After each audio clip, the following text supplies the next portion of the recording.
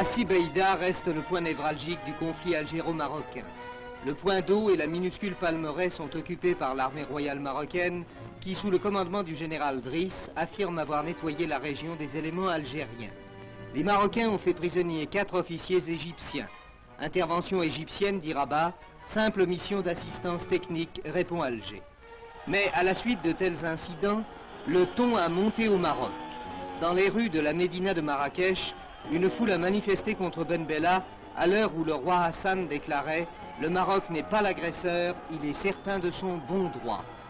Ces paroles ont naturellement trouvé un écho dans la population qui a fait de Marrakech à Mogador un triomphe à son souverain. En écho et dans tous les...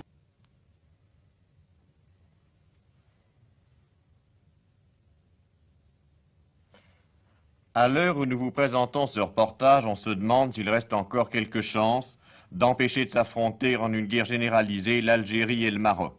2 pays que tant de raisons géographiques, ethniques et politiques, lorsqu'il s'agissait par exemple de s'émanciper de la tutelle de la France, avaient jusqu'à présent étroitement unis. De toutes les analyses qui ont été faites pour tenter d'expliquer le conflit, par-delà le motif initialement invoqué d'une simple contestation de frontières, laquelle choisir? S'agit-il des intérêts économiques certains que présentent les régions de Colombéchar et de Tindouf? S'agit-il essentiellement d'une lutte politique entre 2 régimes aussi différents que ceux de l'Algérie et du Maroc, l'un socialiste, l'autre monarchique? Ou s'agit-il encore d'un autre enjeu auquel on songe moins, mais qui en définitive pourrait être tout aussi important? Dans le passé, en effet, le Grand Sud, malgré son immense pauvreté, a été l'une des zones stratégiques les plus importantes de l'Afrique du Nord. Lieu de destination de nombreuses caravanes, point de contact entre Algériens, Marocains, Soudanais même, carrefour où se pratiquait non seulement le troc de marchandises, mais aussi l'échange d'idées qui bien souvent, à partir de cette terre désolée, lancèrent de simples tribus nomades à la conquête de régions moins ingrates et quelquefois très loin.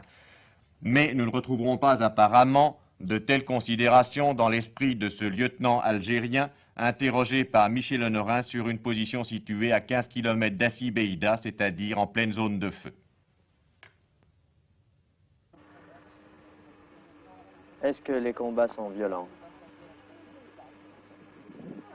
Oui, dans un sens, un combat sans pitié, comme tous les combats qu'on a vécus. Et quelles sont vos difficultés ici, car vous êtes quand même très loin d'un centre pour le ravitaillement en munitions ou pour le On a ravitaillement? l'habitude, pour ça, on a l'habitude, on a déjà assez souffert dans ces déserts avant la libération de notre pays. On le connaît parfaitement. Qu'est-ce que vous pensez de cette guerre contre le Maroc? De ma foi, cette guerre,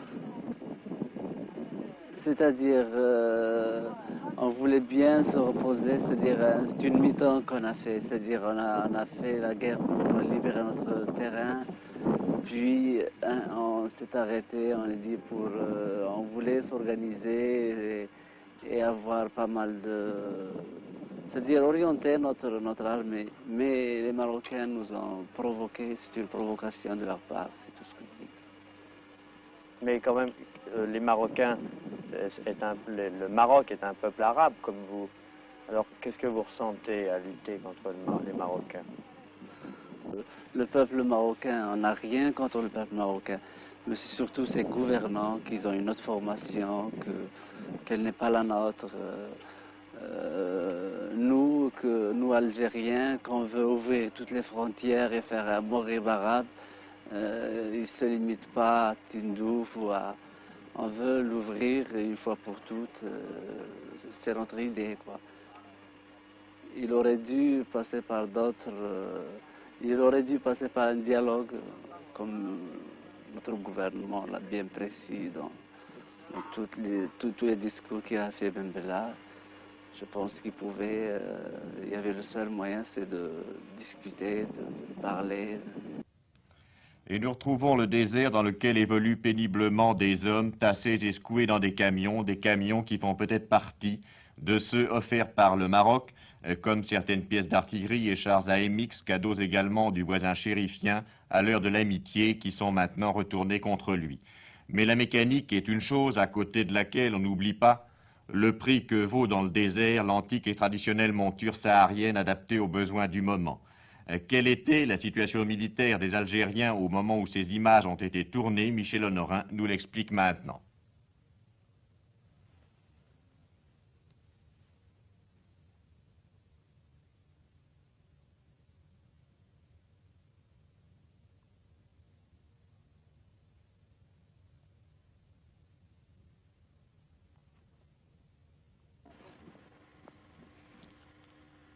Le front, c'est ici, nous y sommes, et le Maroc, c'est derrière, paradoxalement.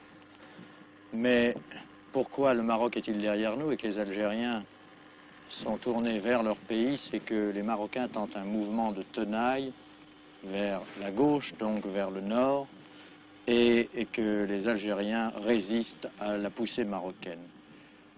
Les Marocains sont très nombreux, ils sont un peu partout, en face, derrière, et les soldats algériens sont répartis tout au long de cette vallée, gardant les points d'eau, de façon à faire des combats très difficiles pour les Marocains. Voilà la situation sur la frontière. Je vous répète que nous y sommes.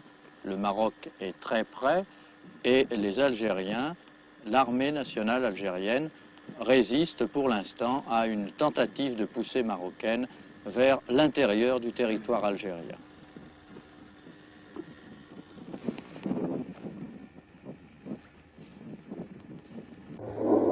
Et maintenant, en même temps que ces images, nous nous transportons du côté marocain, là où se trouve une autre équipe de 7 jours du monde, et au moment précis où les deux adversaires se mitraillent. Écoutez. Un peu plus tard, Michel Colomès recueillait à son tour l'opinion de combattants marocains.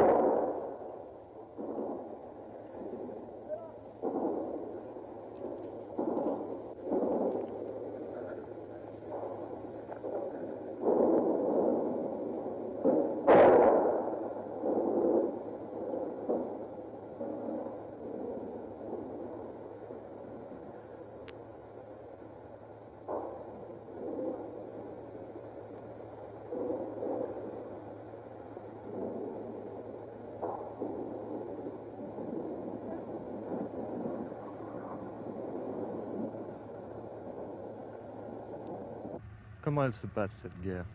Cette guerre se passe très bien.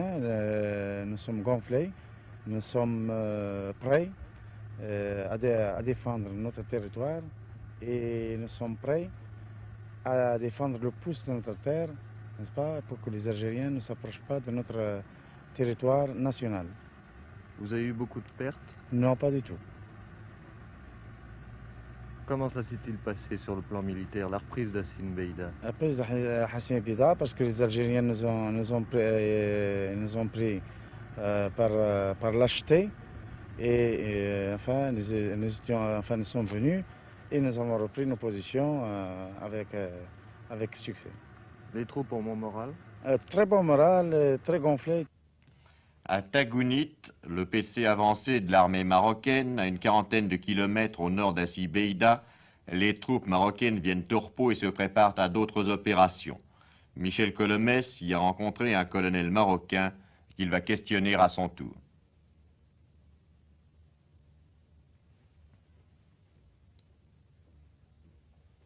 Vous continuez à occuper Hassin Beida? Nous continuons à occuper Hassi Beida. Vous m'avez convaincu parce que je suis mal placé pour vous faire des déclarations. Je ne suis pas habilité à le faire. Mais pour ce point-ci, je crois que je peux le faire. Il y a un correspondant, hier, paraît-il, qui a prétendu qu'il parlait d'Hassi Beida. Alors vous-même qui avez été sur place, vous avez pu constater qu'Hassi Beida est toujours entre nos mains. Entre les mains des Marocains.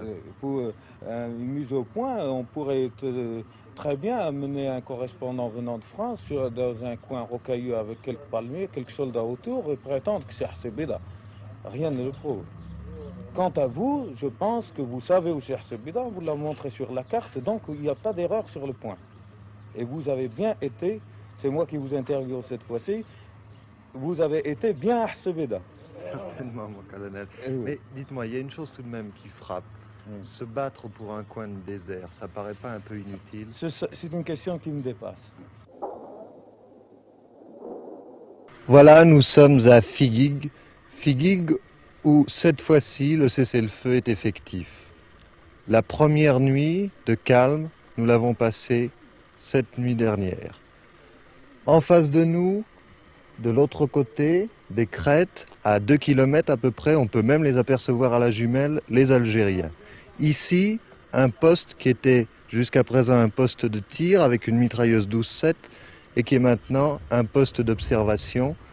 On attend, on s'observe à la jumelle, mais pour le moment, on ne tire plus. Ça a été dur les combats, monsieur? Oui, ça a été dur? Oui. Ça a duré combien de temps? Le pécan ici, c'est 4 jours. 4 jours? Oui. Vous avez eu beaucoup de camarades blessés ou tués? Oui, il y en a beaucoup. Beaucoup? Oui. Qu'est-ce que vous en pensez de cette guerre qui maintenant semble être finie? On a fait une guerre entre les camarades, entre les frères.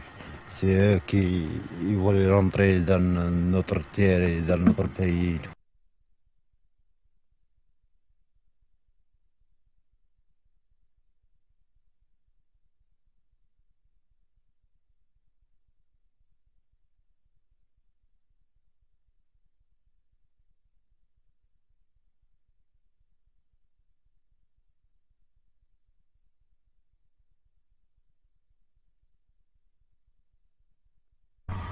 Vous étiez depuis combien de temps dans l'ANP?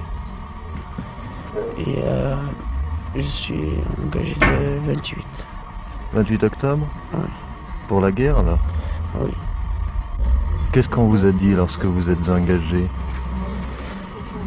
Ils n'ont rien dit, mais on a entendu dans le poste que le Maroc veut prendre le Sahara. Les Algériens ne veulent pas.